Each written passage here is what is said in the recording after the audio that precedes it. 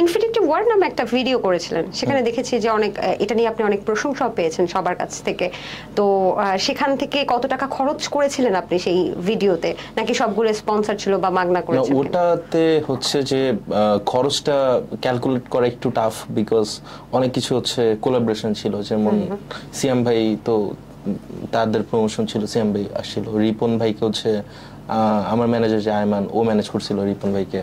And যে গাড়িটা ছিল সুপ্রা, এটা অ্যাভিগানোরে ছিল, অ্যাভিক ভাই ছিল। গাড়িটা আপনার ছিল না? না না, আমি এত বড় লোক না যে একটা সুপ্রা ওন করতে পারবো। ও আচ্ছা, আমি তো আজকে খুশি হয়ে গেছিলাম যে আপনি এত বড় বড় লোক আসতেছেন।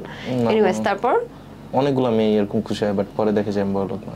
আচ্ছা আচ্ছা, তারপর পরে হচ্ছে আরো যা যা ছিল, ক্যামেরা ইকুইপমেন্টস এন্ড এগুলো তো আমাদের নিজেদের প্রোডাকশনে ছিল, সো অমনি একটু খরচ কম পড়ছে। বাট যদি আমি সবগুলা মানে প্রোডাকশন ওয়াইজ চিন্তা করতাম, তাহলে অনেক বেশি খরচ পড়ে যেত। এই আইডিয়াটা কোথা থেকে ছিল, এই যে এই কন্টেন্টের আইডিয়া? এই আইডিয়াটা ছিল অনেক আগে। আমাদের আরেকটা ভিডিও ছিল আমার, রিক্সা এন্ড ফিউরিয়াস, মানে আমি একটা মানে রিক্সাওয়ালা এসেছে 9 ঘন্টা রিক্সা চালাইছিলাম। সো ওই কন্টেন্টটা আমরা সিনেমাটিক ওই টাইমে শুট করছি, যে ফার্স্ট টাইম ফিউরিয়াস যদি রিক্সার সাথে হতো তাহলে কি হতো।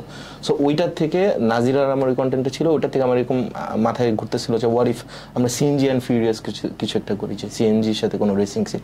এই রাইট মোমেন্টে আবার সিএম ভাইয়ের সাথে কানেক্ট হয়েছিলাম আর কি এই ব্যাপারে। তো দুইটাকে অ্যালাইন করে আর কি, যে সিএনজি আর সুপার রেস, বাট বাংলাদেশের র মানুষদের জেতানোর জন্য আমরা সিএনজি কে উইন করাবো। That's the plan.